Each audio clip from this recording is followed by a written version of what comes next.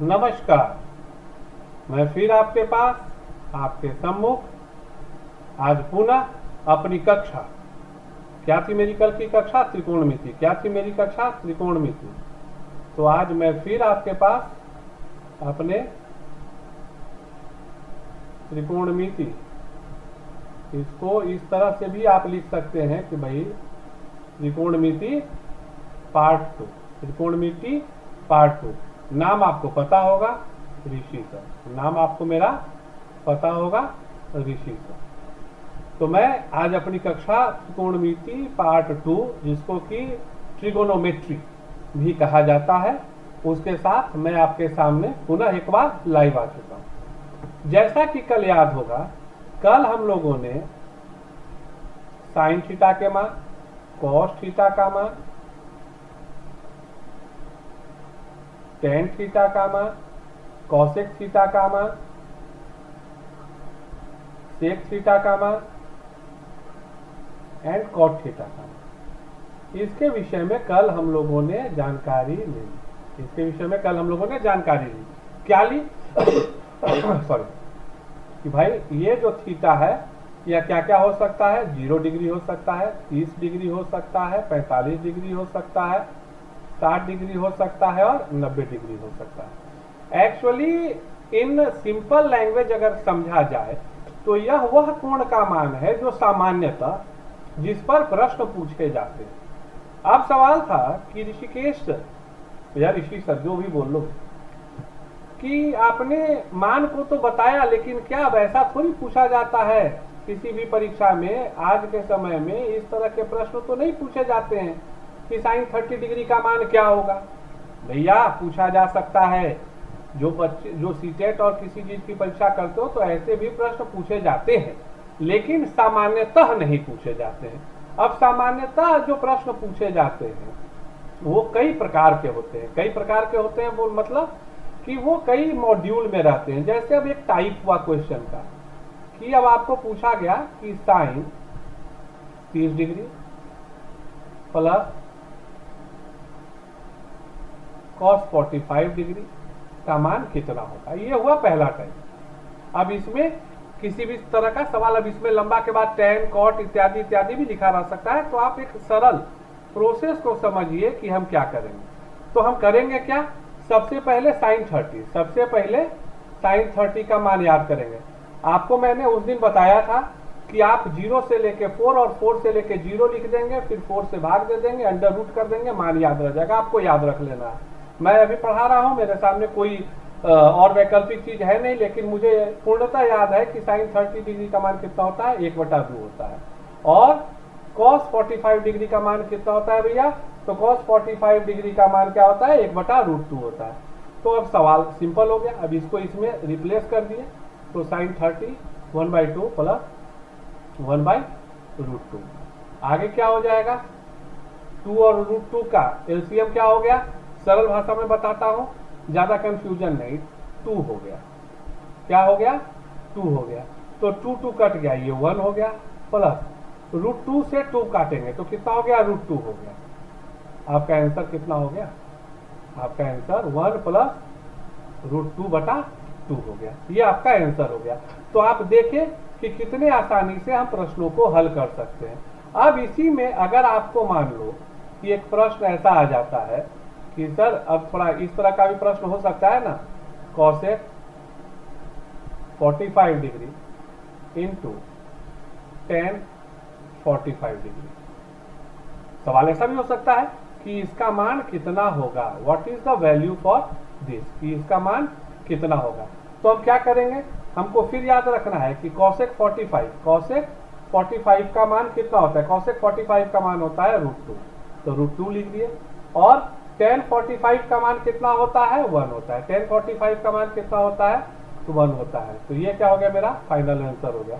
तो आप इस चीज को समझ सकते हैं कि अगर यह जो मूल, फिर से बता रहा हूं, 0 है, 30 डिग्री है, 45 डिग्री है, 60 डिग्री है और 90 डिग्री है, अगर इसका हमको मान याद रहे तो हम इसका, अगर हमको मान याद रहता है तो हम बेहद ही आसानी के साथ किसी भी तरह के इस तरह के छोटे छोटे प्रश्नों का हल कर सकते हैं।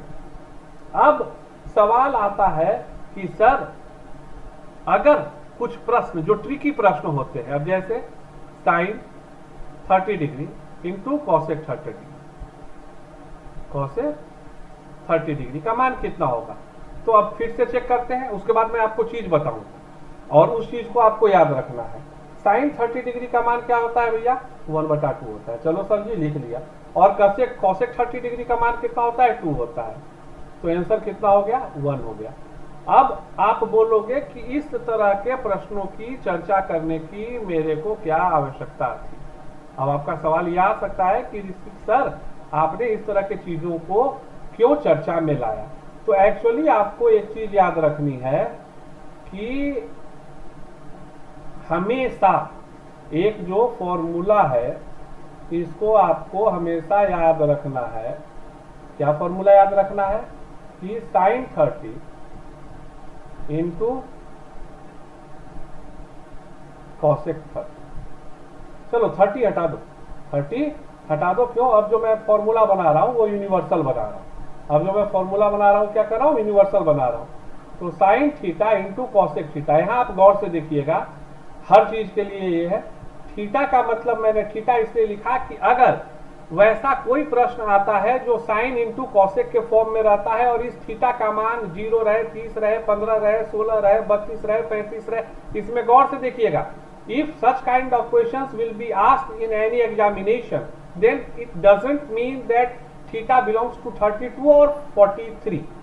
सामान्यतः आपको 0, 30, 45, 60, 90 याद रखना है, लेकिन इस परिस्थिति में कुछ भी मान रहे तो आपको कंफ्यूज नहीं करना है। फॉर एग्जाम्पल अब लिख दिया कि sine 32 degree into cosec 32 degree. अब आप सोचोगे ये तो 32 डिग्री का खेल हो रहा है सर, अब 32 डिग्री तो आपने बताया नहीं है। कोई मतलब नहीं है, आपको मूलतः इसमें देखना है, क्या देखना है, आपको मूलतः इसमें देखना है कि साइन और कॉसेक का खेल है। तो अगर साइन और कॉसेक है और कोण का मान, साइन और कॉसेक है और कोण का मान 1 है, कोण का मान क्या है, 1 समान है, वैल्यूज 1 है, तो हमेशा क्या होगा, 1 होगा। क्या होगा, हमेशा 1 होगा। उसी प्रकार से cos theta into sec theta क्या होगा, 1 होगा। Tan theta into cot theta क्या होगा, 1 होगा। इस चीज को आपको याद रखना है। एक्चुअली सरल भाषा में अगर कहा जाए तो एक तरह से मूल तौर पर इसको जो है एक फॉर्मूला के तौर पे जो है आपको याद रखने की आवश्यकता है कि अगर इस तरह के प्रश्न होते हैं तो सदैव sine into cosec, if theta will same, if the numerical values of degree angle is same, then sine into cosec, cos into sec और tan into cot, the answer will be always 1। इस चीज को हमें हमेशा याद रखना है कि आंसर जो होगा सदैव क्या होगा, ये होगा। अब हम लोग आगे चलते हैं। अब सवालों का स्वरूप जो है थोड़ा सा इसमें और कॉम्प्लिकेटेड करते हैं। अब जैसे हो सकता है कि एक सवाल इस तरह से भी आपको दिया जाए, sine 30 degree into cosec 45 degree plus tan 45 degree into cos 30 degree. अब ये तो इस तरह का तो सवाल आता है भैया, ये तो आप लोगों को भी पता होगा कि इस तरह का सवाल आता है। क्या करेंगे, सिंपल, अगर आपको एक लाइन में कि अगर ये 0, 30, 45, 60 और 90 याद रखिए, अगर इसमें साइन और कॉस का वैल्यू अगर याद रहेगा तो स्वाभाविक है कि टेन कॉसेक कॉट एंड सेक का वैल्यू याद रहेगा, क्योंकि सारा जो खेल है वो साइन और कॉस से मिलकर ही बना होता है। तो वैसी परिस्थिति में अब क्या करेंगे, अब इस तरह के सवालों को हल करने के लिए कि साइन 30 डिग्री, साइन 30 डिग्री का वैल्यू कितना होता है, 1/2 गुने कॉसेक 45 डिग्री, कॉसेक 45 डिग्री का वैल्यू कितना होता है, 2, कॉसेक 45 डिग्री का वैल्यू कितना होता है, 2 होता है, कॉसेक 45 डिग्री का वैल्यू कितना होता है, 2 होता है। चलो सर 2 लिख दिया, प्लस टेन 45 का वैल्यू कितना होता है, 1 इंटू कॉस 30 का वैल्यू कितना होता है, √3/2 कर दिए आंसर। सिंपल कर दो, 1 प्लस √3/2। इसको और किस फॉर्म में लिखा जा सकता है, अगर आपको इस तरह का आंसर लिखा हुआ है तो भी सही है, और अगर इसका आंसर इस तरह से लिखा हुआ रहता है तो भी सही है, आपको सदैव याद रखने की आवश्यकता है। तो मूलतः आज आप पा रहे होंगे कि जो ट्रिगोनोमेट्री जिसको देखने मात्र से लोग डरने लगते हैं कि क्या थीटा है, क्या वैल्यू है, तो इस चीज को हम कितना आसानी से हल कर रहे हैं। अब जो ट्रिगोनोमेट्री का सबसे एक मजेदार क्वेश्चन, जो रोमांचक क्वेश्चन आता है, वो इस प्रकार का होता है। अब देखिएगा, अभी अब जो है, अब इसको अगर आप याद कर लेंगे ना तो तमाम सीधे चीज हो जाएगा। मान लीजिए कि कहा गया कि एक मीनार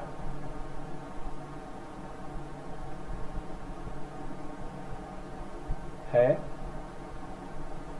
जिसके बारे में कहा जाता है कि जैसे ये मान लीजिए कि आपका एक मीनार है।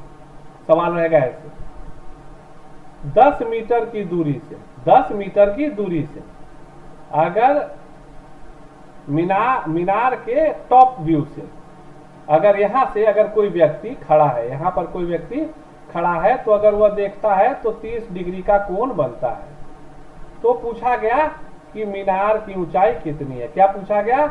मीनार की ऊंचाई कितनी है। अब चूंकि हम लोग तो भाई अंग्रेजी वाले हो गए हैं, तो इसको पूछ दिया जाएगा हाइट ऑफ टावर। क्या पूछ दिया जाएगा? हाइट ऑफ टावर कितना है। ये आपसे इस तरह के सवाल आते हैं कि मीनार से जो है इतने दूरी पर देखा गया तो इतने डिग्री का उन्नयन कोण बना, तो ऊंचाई कितनी है। अब सवाल का दूसरा रूप हो सकता है कि इतने मीटर की ऊंचाई है, इतना डिग्री का उन्नयन कोण बना, तो कितने दूरी पर वो व्यक्ति था। इस तरह का सवाल रहता है। आपको हमेशा याद रखना है कि कुछ नहीं करना है, सिंपली इस तरह के क्वेश्चन में मीनार को हम बना लिए, एंगल का जो इनपुट है डाल दिए, दूरी लिख दिए, अब इसको ABC लिख दिए। क्या लिख दिए? इसको ABC लिख दिए।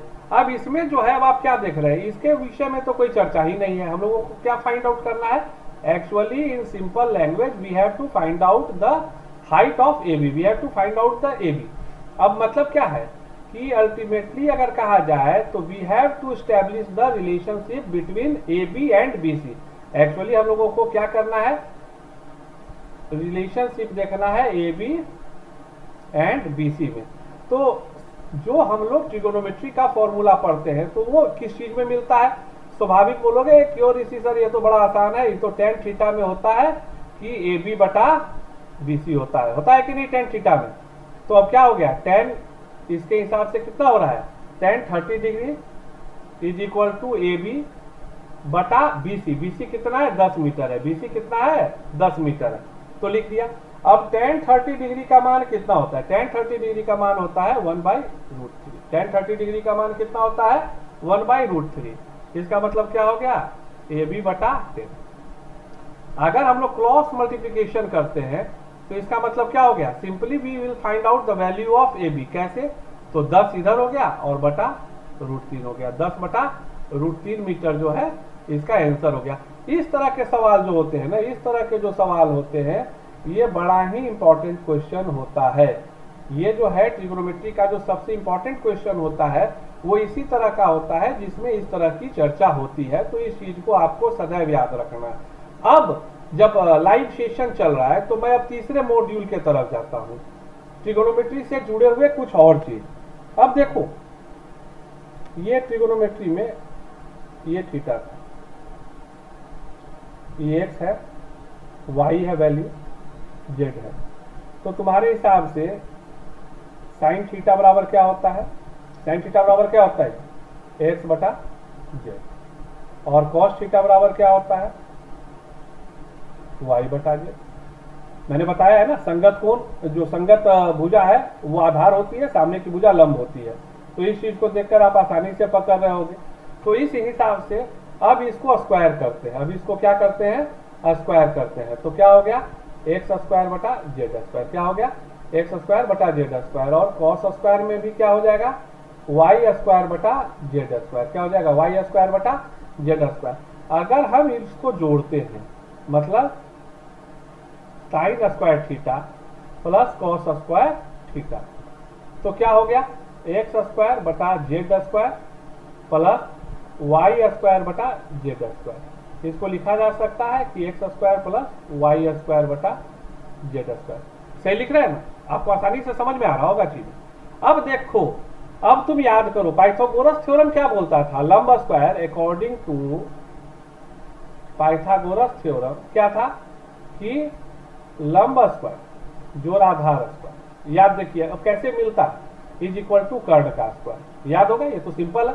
अब यहां पर हम लोग उसी चीज को लागू करेंगे, यहां पर हम लोग क्या करेंगे, उसी चीज को लागू करेंगे। तो हम लोग क्या पाए कि यहाँ लंब square X square plus Y square is equal to Z square, इसका मतलब क्या हो गया, जेड स्क्वायर बटा जेड स्क्वायर। क्यों हुआ जेड स्क्वायर, चूंकि X square plus Y square is equal to Z square, किसके through, according to Pythagoras theorem. तो ये क्या हो गया, 1 हो गया, ये क्या हो गया, 1 हो गया। तो आपको सदैव याद रखना है कि sine square theta plus cos square theta का मान सदैव क्या होता है, 1 होता है। क्या होता है, सदैव 1 होता है। इस चीज को जो है आपको याद रखने का जरूरत है। अब इससे देखिए कितना चीजें जो है ना मिलते जुलते हैं। इसका मतलब क्या हो गया, अब चूंकि sine square theta plus cos square theta is equal to 1 है, तो इसको और क्या कहा जा सकता है, और क्या कहा जा सकता है, अगर हम इस चीज को क्या किए, इधर कर दिए, इधर कर दिए, इधर कर दिए, तो हम लोग इसको और किस मॉड्यूल में लिख सकते हैं, sine square theta is equal to 1 minus cos square theta. क्यों, क्योंकि ये जो प्लस कॉस स्क्वायर थीटा है वो अगर इधर से इधर आता है तो माइनस कॉस स्क्वायर थीटा हो गया। तो ये आपका दूसरा भी चीज है जिसको कि आपसे पूछा जा सकता है कि sine square theta is equal to क्या होता है। अब उसी प्रकार से अगर कॉस स्क्वायर थीटा कहेंगे तो अब इसमें क्या कर देंगे कि भैया ये जो साइन इसके आगे कुछ नहीं है, मतलब प्लस साइन है, तो 1 माइनस साइन स्क्वायर थीटा होता है, 1 माइनस साइन स्क्वायर थीटा होता है। इस चीज को जो है हम लोगों को याद रखना है कि हाँ इस तरह के कई और फॉर्मूलाज हैं, ट्रिक्स हैं, जिनको कि हम लोगों को समझने की आवश्यकता है। और इस चीज को अगर हम लोग समझ गए तो कई प्रकार के जो क्वेश्चंस होते हैं, जो टेक्निकल क्वेश्चंस होते हैं सॉरी, उसको आसानी से हल कर सकते हैं। उम्मीद कर रहे हैं कि आपको आज जो मैंने पढ़ाया, जो मैंने ज्ञान दिया, वो आपको अच्छी तरह से समझ में आया होगा। आपके अंदर यह काफी ऊर्जा के तौर पे आप लोग समझे होंगे। उम्मीद करते हैं कि आपका प्रेम और स्नेह हमको मिलता रहेगा। Again it's my personal request to you that kindly like, share and subscribe. किसको करना है भाई, तो आप YouTube में चेक करें, ऋषि द क्रिएटर, ये जो है मेरा प्रोफाइल है, चैनल का नाम है। इसको आप लोग लाइक, शेयर और सब्सक्राइब करें। उम्मीद करते हैं आपका प्यार हमको मिलता रहेगा। धन्यवाद। जय हिंद, वंदे मातरम।